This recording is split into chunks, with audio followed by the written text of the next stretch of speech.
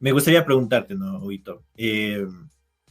Creo que ya hablamos un poco de esto en el sentido de si es justo o no la situación, pero hablemos un poco más de los inocentes. Y esto es quizás algo más delicado de tratar, pero creo que podemos tener la conversación para que si a alguien le es útil poder tener esta catarsis con el Señor.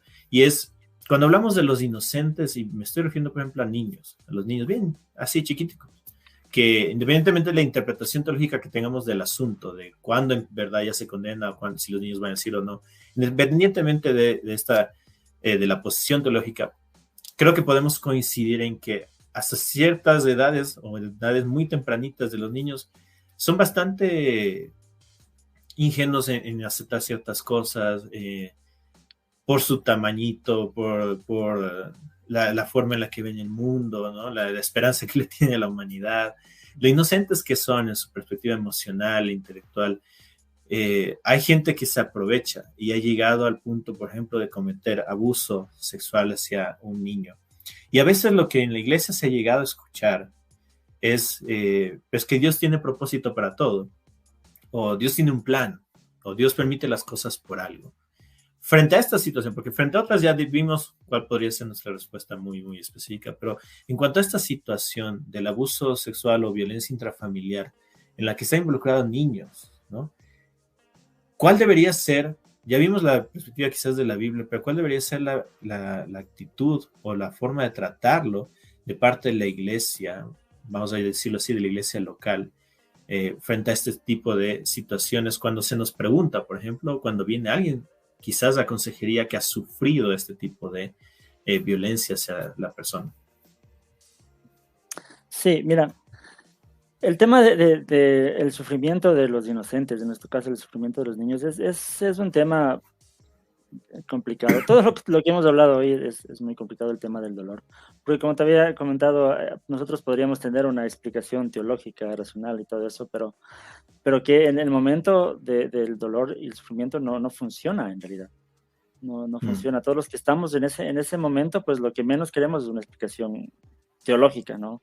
Y racional. Y eso sucede cuando los niños o cuando un inocente sufre. Entonces no podemos desconectar el lado emocional. Yo creo que, por un lado, el apóstol Pablo también nos dice llorar con los que lloran, ¿no? mm, Y creo que uno de los propósitos como iglesia, como cristianos, es ese, es llorar con los que lloran. Y mm, cómo actuar en ese caso, yo lo que menos haría y lo que no deberíamos hacer es tratar de darle una explicación a la persona que sufre de por qué sufre, ¿no? A veces es lo que menos la persona quiere en ese momento. Cuando Pablo dice lloran con los que lloran, no dice explíquenles por qué es tan malo o traten de hacerles reír a los que lloran, ¿no? Pablo dice lloren con los que lloran. mm, Entonces, lo primero y lo mejor que podemos hacer nosotros en ese momento es también llorar, tener empatía en ese sentido, ¿no? Estar con, eh, con ellos y buscar, dejar que la persona atraviese el proceso, de pronto guiar en este proceso, pero que la persona misma vaya descubriendo si es que Dios le quiere mostrar algo en el proceso, pero nosotros solamente acompañar, ¿no?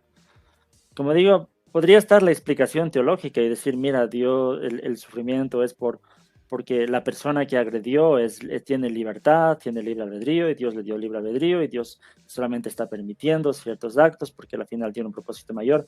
Pero toda esta explicación de lo que hablamos de ese momento mm. no va a funcionar, ¿no? Entonces ahí está el tema de estar con ellos, hacer lo que nosotros podemos en ese momento hacer para aliviar el dolor, si es que se puede de alguna manera. Ese es nuestro propósito, ¿no? Y siguiendo el Mm. ejemplo de Jesús, actuar con compasión, con misericordia, estar ahí, acompañar, curar, consolar, ¿no? Eh, no sé, vendar las heridas de Mm. de las personas. Es nuestro propósito como iglesia y tal vez la persona que no entiende el porqué de su dolor, tal vez al mirar en nosotros la compasión y la misericordia, tal vez eso ayude a entender el dolor más allá de nuestro discurso teológico o bíblico. La compasión o el mirar en nosotros la misericordia, tal vez eso le ayude a mirar a Jesús más que los 5 versículos bíblicos que podíamos citarle en ese momento, ¿no? Pienso que es eso más que todo.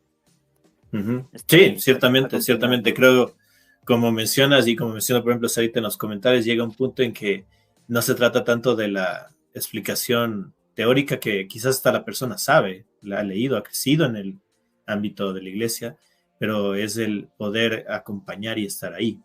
Que creo eso cuesta más. Creo que es a veces un poco más fácil decir algo que en cambio sentarnos al lado y estar con esa persona acompañada, porque de alguna manera implica comprometer algo también de nosotros.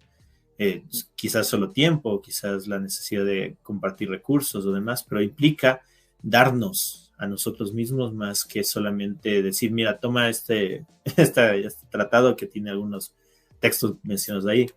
Requiere estar nosotros presentes como personas y eso requiere a veces hasta comprometer tiempo con la familia, pero dando valor a esta necesidad que hay acá, ¿no? Pensando justamente en lo que dijiste, me gustaría preguntarte 2 cosas.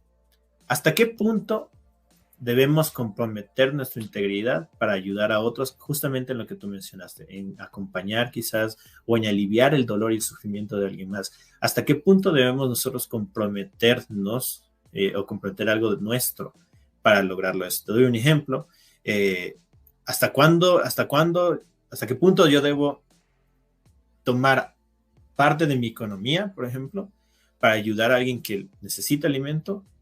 Si también, pues obviamente en mi casa, mi esposa y mi hija necesitan alimento. Entonces, ¿hasta qué punto yo debo comprometer mi integridad de alguna forma para ayudar a aliviar el dolor y sufrimiento de alguien más? Claro, en cierto sentido, uno tendría que pensar hasta qué punto Jesús estuvo dispuesto a entregarse por nosotros, y ya tenemos ahí una respuesta.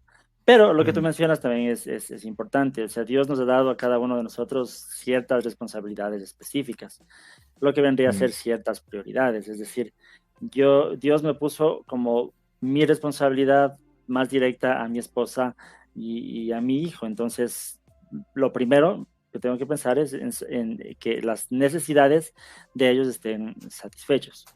Y si yo sé que puedo suplir las necesidades de mi familia, pero aún así puedo entregar algo que Dios me haya dado para satisfacer las necesidades de otra persona, pues ¿por qué no hacerlo? Entonces, ahí debemos tener un poco de sabiduría, entender cuáles son nuestras principales responsabilidades, no nuestras prioridades, y saber tener, como digo, discernimiento, ¿no? Saber hasta qué punto puedo quitar algo de mi familia también para apoyar a otra persona, qué sé yo.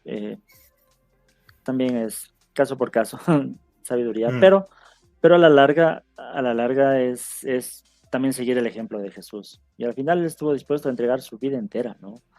Y cuando dice Primera de Juan 3:16, en esto conocen el amor que él que él te entregó la vida por nosotros, así nosotros tenemos que dar la vida por los hermanos. Pues está diciendo, así como Jesús se entregó, así como dio su vida, ustedes también den su vida. Y no necesariamente quiere decir que vamos a morir por alguien, pero entregar tiempo a alguien es entregar parte de nuestra vida. Entregar nuestra fuerza, nuestro sacrificio, algo que nos cueste a nosotros, es también entregar parte de nuestra vida. Es seguir el ejemplo de Jesús. Tenemos que entregarnos por los demás. Pero sí, teniendo en cuenta esto de que tenemos ciertas responsabilidades directas que no podemos. Aquel que no, como dice Pablo, dice, ¿no? Aquel que no provee para su propia casa es peor que un incrédulo, dice, dice Pablo, ¿no?